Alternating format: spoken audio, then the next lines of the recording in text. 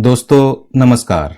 आप सभी का स्वागत है कहानी केंद्र में। अब सुनिए उपन्यास देवदास का 9वां अध्याय। पार्वती ने आकर देखा कि उसके पति का मकान बहुत बड़ा है, लेकिन वो नए साहबी फैशन का नहीं, पुराने ढंग का है। मर्दाना महल, जनाना महल, पूजा का दालान, नाट्य मंदिर, अतिथिशाला, कचहरी, तोशखाना और बहुत से दास तथा दासियां हैं। पार्वती अवाक रह गई। उसने सुना था कि उसके पति बहुत बड़े आदमी हैं, जमींदार हैं, लेकिन इतना नहीं समझा था। अभाव केवल आदमियों का है, नजदीकी रिश्तेदार के नाम पर कोई भी नहीं है। इतना बड़ा जनाना महल है, लेकिन आदमियों से खाली है। पार्वती अभी ब्याह करके आई हुई लड़की थी, फिर भी एकदम से गृहिणी बन गई। उसका स्वागत करके घर के अंदर लाने के लिए एक बूढ़ी बुआ थी। इसके अलावा घर में केवल दास दासियों का ही दल था। शाम हुई तो 20 वर्ष के एक सुशील और सुंदर युवक ने आकर प्रणाम करके कहा, माताजी, मैं आपका बड़ा लड़का हूं। पार्वती ने घूंघट के अंदर से ही उसकी ओर जरा सा देखा, पर कुछ कहा नहीं। उसने फिर प्रणाम करके कहा, माताजी, मैं आपका बड़ा लड़का हूं, प्रणाम करता हूं। इस बार पार्वती ने अपना घूंघट मस्तक तक पीछे हटाकर कोमल स्वर में कहा, आओ बेटा, बैठो। लड़के का नाम महेंद्र था। वो कुछ देर तक अवाक होकर पार्वती के चेहरे की ओर देखता रहा। इसके बाद पास ही बैठ गया और विनीत स्वर में कहने लगा, आज 2 बरस हुए हैं हम अपनी मां को खो बैठे हैं। इन 2 बरसों से दुख और कष्ट में ही हम लोगों के दिन बीते हैं। मां, आज तुम आ गई, आशीर्वाद दो, जिससे अब हम लोग सुख से रहें। पार्वती ने बहुत ही सहज स्वर में बातें की, कारण एकदम गृहिणी बन जाने पर बहुत सी बातें जानने और कहने की आवश्यकता होती है। लेकिन संभव है कि ये कहानी बहुत से लोगों को कुछ अस्वाभाविक जान पड़े। पर जिन लोगों ने पार्वती को कुछ ज्यादा अच्छी तरह पहचाना है, वे देखेंगे कि अवस्था के इन अलग अलग परिवर्तनों ने पार्वती को उसकी उम्र की अपेक्षा बहुत कुछ परिपक्व कर दिया है। इसके अलावा बेकार की लज्जा, शर्म या जड़ता, संकोच उसमें कभी था ही नहीं। उसने पूछा, क्यों बेटा, मेरे और सब लड़के लड़कियां कहाँ हैं? महेंद्र ने हंसकर कहा, बताता हूं, तुम्हारी बड़ी लड़की और मेरी छोटी बहन अपनी ससुराल में है। मैंने चिट्ठी लिखी थी, लेकिन यशोदा किसी तरह न आ सकी। पार्वती ने दुखी होकर पूछा, आ नहीं सकी या जानबूझकर नहीं आई? महेंद्र ने कुछ लज्जित होकर कहा, मां, ये ठीक नहीं मालूम। महेंद्र की बात और मुख के भाव से पार्वती ने समझ लिया कि यशोदा कुछ नाराज है, इसलिए नहीं आई। फिर पूछा, और मेरा छोटा लड़का? महेंद्र ने उत्तर दिया, वो जल्दी ही आएगा, कलकत्ता में है, परीक्षा होते ही आ जाएगा। भुवन चौधरी अपनी जमींदारी का कामकाज खुद ही देखते हैं। इसके अलावा खुद ही रोज अपने हाथों से शालिग्राम शिला की पूजा करना, व्रत, नियम, उपवास करना और मंदिर और अतिथिशाला के साधु सन्यासियों की सेवा करना, इन्हीं सब तरह तरह के कामों में सवेरे से रात के 10-11 बजे तक का उनका सारा समय बीत जाता था। नया विवाह होने पर भी उनमें किसी प्रकार का नवीन आमोद या आह्लाद प्रकट नहीं हुआ। रात को किसी दिन वे अंदर आते थे और किसी दिन नहीं आ पाते थे। आने पर भी वे बहुत ही मामूली बातचीत करते थे। बहुत हुआ तो पलंग पर लेट जाते थे और गांव तकिया खींचकर आंखें बंद करके कहते, तुम ही घर की मालकिन हो, खुद ही सब कुछ देख सुनकर समझ बूझ कर गृहस्थी चलाना। पार्वती सिर हिलाकर कहती, अच्छा। भुवन बाबू कहते, और देखो, ये सब लड़के लड़कियां तुम्हारे ही हैं। पति की लज्जा देखकर पार्वती की आंखों के कोनों से हंसी फूट निकलती थी। वे फिर हंसकर कहते, और देखो, ये महेंद्र तुम्हारा बड़ा लड़का है, अभी हाल में ही उसने बीए पास किया है। ऐसा अच्छा लड़का है, इतना विनम्र है, तनिक यत्न और आत्मीयता से। पार्वती ने हंसी रोककर कहा, हाँ जानती हूं, वो मेरा बड़ा लड़का है। हाँ हाँ, जानोगी क्यों नहीं, ऐसा लड़का कभी किसी ने कहीं देखा ना होगा। और मेरी यशोमती लड़की नहीं, प्रतिमा है, वो अवश्य आएगी। आएगी क्यों नहीं, अपने बूढ़े बाप को देखने ना आएगी? जब आए तब उसे। पार्वती ने पास आकर उनके गंजे सिर पर कमलवत हाथ रखकर कोमल स्वर में कहा, तुम्हें चिंता करने की आवश्यकता नहीं। यशोदा के लिए मैं आदमी भेजूंगी, और नहीं तो महेंद्र खुद ही चला जाएगा। वो जाएगा? जाएगा? अच्छा, उसे बहुत दिनों से नहीं देखा। तुम आदमी भेजोगी? हाँ, भेजूंगी, क्यों नहीं। मेरी लड़की है, उसे बुलाने के लिए आदमी ना भेजूंगी?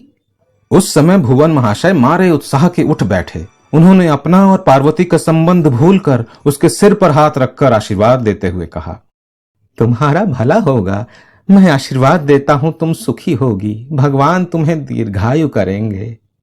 उसी समय अचानक न जाने और क्या क्या बातें भुवन चौधरी को याद हो आईं। फिर पलंग पर लेटकर आंखें बंद करके मन ही मन कहा, बड़ी लड़की, एक ही लड़की थी, वो इसे बहुत चाहती थी। उस समय उनकी खिचड़ी मूछों के पास से होकर आंसू की एक बूंद तकिए पर आ पड़ी। पार्वती ने उसे पोंछ दिया। भुवन बहुत धीरे से बोले, आहा, वे सभी आएंगे, एक बार फिर सारा घर बार चमक उठेगा, खूब रौनक होगी। पहले कैसी बढ़िया गृहस्थी थी, लड़के थे, लड़की थी, घर वाली थी, खूब हो हल्ला मचा रहता था, मानो रोज ही दुर्गोत्सव रहता था। इसके बाद एक दिन सब हवा हो गया। लड़के कलकत्ता चले गए, यशोदा को उसके ससुर आकर ले गए, फिर अंधकार, श्मशान। उसी समय फिर उनके आंसू बहने शुरू हो गए। पार्वती कातर होकर आंसू पोंछते हुए बोली, महेंद्र का ब्याह क्यों नहीं कर दिया? भुवन बोले, आहा, वो मेरे लिए बहुत ही सुख का दिन होता। मैंने वही तो सोचा था, लेकिन उसके मन की बात कौन जाने। उसने जिद भी कैसी की, किसी तरह भी ब्याह नहीं किया। तभी तो वृद्धावस्था में, जब सारा घर बार भाएं भाएं करता था, भाग्यहीन घर की तरह मलिन हो रहा था, मानो लक्ष्मी छोड़कर चली गई हो। किसी तरह कहीं कुछ प्रकाश दिखाई ही नहीं देता था। ये बातें सुनकर पार्वती को बहुत दुख हुआ। वो करुण स्वर में हंसी का बहाना करके सिर हिलाकर बोली, तुम बूढ़े हुए तो मैं भी बहुत जल्दी बूढ़ी हो जाऊंगी। औरतों को बूढ़ी होते क्या ज्यादा देर लगती है? भुवन चौधरी उठकर बैठ गए और उसकी ठोड़ी पकड़कर चुपचाप बहुत देर तक उसकी ओर देखते रहे। कारीगर जिस तरह कोई प्रतिमा सजाकर उसके सिर पर मुकुट पहनाकर उसे दाएं बाएं हिला डुलाकर बहुत देर तक देखता रहता है और कुछ गर्व और बहुत स्नेह उस सुंदर मुख के आसपास एकत्र हो जाता है, ठीक वही दशा भुवन बाबू की भी हुई। किसी किसी दिन भुवन बाबू के मुख से अस्फुट स्वर सा निकल पड़ता, हाय हाय, ये मैंने अच्छा नहीं किया। क्या अच्छा नहीं किया जी? सोचता हूं तुम यहां सोती नहीं। पार्वती हंसकर कह देती, खूब सोती हूं, हम लोगों के लिए भला सोना और ना सोना क्या? भुवन महाशय फिर लेटकर मानो मन ही मन कह उठते, हाँ, सो तो मैं समझता हूं, लेकिन तुम्हारा भला होगा, भगवान तुम्हें देखेंगे। इस प्रकार लगभग 1 महीना बीत गया। बीच में एक बार चक्रवर्ती महाशय अपनी कन्या को लेने के लिए आए, लेकिन पार्वती खुद ही अपनी इच्छा से नहीं गई। उसने पिता से कहा, बाबूजी, बहुत ही कच्ची और अव्यवस्थित गृहस्थी है, कुछ दिन और ठहर कर आऊंगी। वे इस तरह मुस्कुराए जिससे पार्वती न देख सके और मन ही मन बोले, स्त्रियों की जाति ही ऐसी होती है। उनके विदा हो जाने पर पार्वती ने महेंद्र को बुलाकर कहा, बेटा, तुम एक बार जाकर मेरी बड़ी लड़की को ले आओ। महेंद्र ने कुछ इधर उधर किया। वो जानता था कि यशोदा किसी तरह न आएगी। उसने कहा, अगर बाबूजी एक बार जाएं तो अच्छा हो। छी, ये क्या अच्छा लगेगा? इससे अच्छा तो ये है कि हम दोनों माँ बेटे चलकर उसे ले आएं। महेंद्र को आश्चर्य हुआ, तुम चलोगी? हर्ज ही क्या है बेटा, मुझे तो इसमें लज्जा नहीं है। अगर मेरे जाने से यशोदा आए, उसकी नाराजगी दूर हो जाए तो मेरा जाना क्या कोई बड़ी बात है? इस बातचीत के बाद महेंद्र दूसरे दिन अकेला ही यशोदा को लाने के लिए चला गया। ये तो नहीं मालूम हुआ कि वहां जाकर उसने क्या कौशल किया, लेकिन वो 4 दिन के बाद ही यशोदा को लेकर आ पहुंचा। उसी दिन पार्वती के अंगों पर विचित्र नए और बहुमूल्य अलंकार थे। अभी कुछ ही दिन पहले भुवन बाबू ने कलकत्ता से मंगवाए थे। पार्वती आज वो सब पहने बैठी थी। यशोदा रास्ते में मन ही मन क्रोध और अभिमान की बहुत सी बातों को उलटती पलटती आ रही थी, लेकिन नई बहू को देखकर वो एकदम से अवाक हो गई। विद्वेष की वे सब बातें उसे याद ही नहीं आईं। सिर्फ अस्फुट स्वर में बोली, यही है। पार्वती यशोदा का हाथ पकड़कर अंदर ले गई, पास बिठाकर और हाथ में पंखा लेकर बोली, बेटी, अपनी मां से कुछ नाराज हो? यशोदा का मुख मारे लज्जा के लाल हो गया। इसके बाद पार्वती अपने वे सब गहने एक एक करके यशोदा को पहनाने लगी। विस्मित यशोदा ने कहा, ये क्या? कुछ नहीं, सिर्फ तुम्हारी मां की साध है। गहने पहनना यशोदा को कुछ बुरा नहीं मालूम हुआ, और जब वो सब गहने पहन चुकी तब उसके होठों पर हंसी का आभास दिखाई दिया। उसके समस्त अंगों पर अलंकार पहनाकर पार्वती ने कहा, बेटी, अपनी मां से कुछ नाराज हो? नहीं नहीं, नाराज क्यों होने लगी? नाराजगी कैसी? और नहीं तो क्या बेटी, ये तुम्हारे पिता का घर है, बड़ा घर ठहरा। कितने ही नौकर नौकरानियों की जरूरत होती है, मैं भी तो एक दासी के सिवा और कुछ नहीं हूं। छी बेटी, तुच्छ दास दासियों पर नाराज होना क्या तुम्हें शोभा देता है? यशोदा उम्र में तो बड़ी थी, लेकिन बातचीत करने में अब भी बहुत छोटी थी। वो विहल हो गई। उसे पंखे से हवा करते करते पार्वती ने फिर कहा, मैं गरीब दुखिया की लड़की हूं। तुम लोगों की दया से यहां थोड़ा सा स्थान मिला है।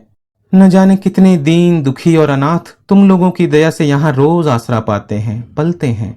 मैं भी तो बेटी उन्हीं में से एक हूं जो आश्रित। यशोदा अभिभूत होकर ये सब बातें सुन रही थी। अब वो एकदम से आत्मविस्मृत हो गई और उसके पैरों पर गिरकर प्रणाम करती हुई बोली, मां, मैं तुम्हारे पैरों पड़ती हूं। पार्वती ने उसका हाथ पकड़ लिया। यशोदा ने कहा, मेरे अपराधों पर ध्यान न देना। दूसरे दिन महेंद्र ने यशोदा को एकांत में बुलाकर पूछा, क्यों, तुम्हारा गुस्सा कुछ कम हुआ? यशोदा ने जल्दी से अपने भाई के पैरों पर हाथ रखकर कहा, भैया, मैंने गुस्से में आकर छी छी न जाने और क्या क्या कहा है। देखो, सब बातें जाहिर न होने पाए। महेंद्र हंसने लगा। यशोदा ने कहा, क्यों भैया, सौतेली मां भी इतना आदर कर सकती है? 2 दिन बाद यशोदा ने पिता के पास पहुंचकर खुद ही कहा, बाबूजी, आप वहां चिट्ठी लिख दीजिए, मैं अभी 2 महीने यहीं रहूंगी। भुवन बाबू ने कुछ विस्मित होकर पूछा, क्यों बेटी? यशोदा ने शर्मा कर कुछ हंसते हुए कहा, मेरा स्वास्थ्य कुछ ठीक नहीं है। अभी मैं कुछ दिनों तक छोटी मां के पास ही रहूंगी। चौधरी बाबू की आंखों में खुशी के आंसू आ गए। उन्होंने शाम के समय पार्वती को बुलाकर कहा, तुमने मुझे बड़ी भारी लज्जा से मुक्ति दी है। जीती रहो, सुखी रहो। पार्वती ने पूछा, ये क्या? इसका मतलब तो मैं तुम्हें नहीं समझा सकता। हे नारायण, तुमने कितनी लज्जा और कितनी ग्लानि से मुझे छुटकारा दिलाया है। शाम के झुटपुटे में पार्वती ने ये नहीं देखा कि उनकी आंखों में आंसू आ गए हैं। और भुवन बाबू का छोटा लड़का विनोदलाल, वो परीक्षा देकर घर आया, फिर लौटकर पढ़ने नहीं गया। कल सुनिए उपन्यास देवदास का अगला अध्याय। धन्यवाद।